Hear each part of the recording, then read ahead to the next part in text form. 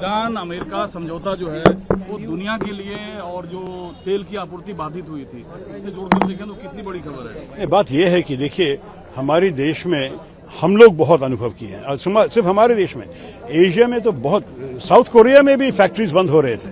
तो इस हाल में जब समाधान आती है, शांति आती है, तो सबके लिए अच्छा है, दुनिया के लिए अच्छा है। मुझे कोई चिंता नहीं कि किसने लेके आया, किसने क्या किया। हमारी उम्मीद है कि इसके बाद हमारे ऑयल और गैस, हमारे फर्टिलाइजर जो चल रहा था, हमारे जो एल्यूमिनियम के सप्लाईज जो वहां से आते थे, नेफ्था वहां से आते थे, बहुत सारे सप्लाईज जो भी अटक गए हैं, वहां फंस गए हैं, वो सब आ सकेंगे। तो ये सब आने के बाद मेरे ख्याल में इसकी बेनिफिट पूरा देश को मिल जाएगा, पूरा दुनिया को मिल जाएगा। कांग्रेस ने क्रिटिसाइज किया है कि ये पाकिस्तान की इसमें बढ़त रही, जो ये समझौता हुआ है, ये भारत की विदेश नीति की विफलता है एक तरीके से। देखिए, बात यह है, भारत की विकास नीति में इसका कोई रोल नहीं था, कोई लेना देना नहीं था। हमें शामिल नहीं किया, दूसरों ने जो कर सका। और मेरे ख्याल में हम तो एक समाधान स्नेहित राज्य है, देश है, हम उसको बिल्कुल हम समर्थन देने चाहिए। Sir, you do it on delimitation on Mr. Naidu. Yeah. Getting so much of transaction. Sure. So could you please explain to our viewers what you want to say? Because he is saying that 50% will be the... If everything increased by 50%, it doesn't mean that it will all be the same thing. As I said, if your salary is 2 lakhs and your driver's salary is 20,000, and you see we'll both get 50% more, and you get 3 lakhs and your driver gets 30,000, are you not that much more better off than him? Similarly, if UP has 80 MPs and Kerala has 20, and tomorrow UP has 120 MPs and Kerala has 30, is there not a difference? Isn't it common sense? Mathematics should also be applied with common sense. That's my first and most significant objection to the 50% argument. The second problem is a house of 850 is not a house where you'll get any meaningful work done.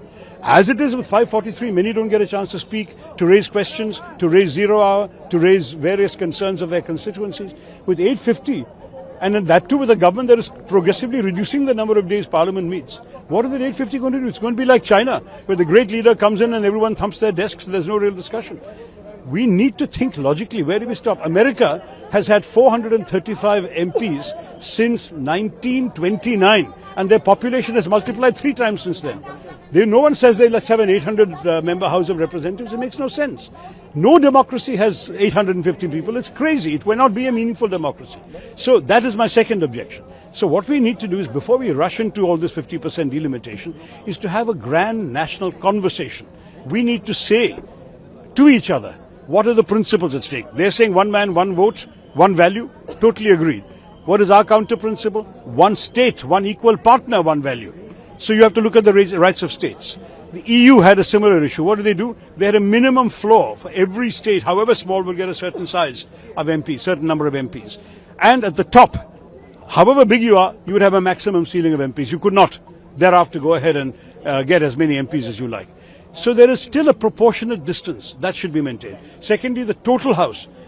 We are 28 states, Europe is 27 states, they have 600 or so, we've got 543. This is more or less reasonable.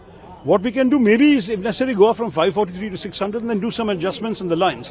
But the argument that one MP cannot serve 3 million people or 2.5 million people, that is the wrong argument, because that's what MLAs are for. You cannot expect MPs to attend to every pothole in a road, every drinking water problem, every healthcare crisis. It has to be a clear division of labour between MLAs and MPs, and that also needs to be done. So there is a lot to be discussed. You don't just push a bill through like this because you get the votes so you can buy the loyalties of certain members of opposition. You've got to think this through. It's the nation's future at stake. Subscribe to One India and never miss an update. Download the One India app now.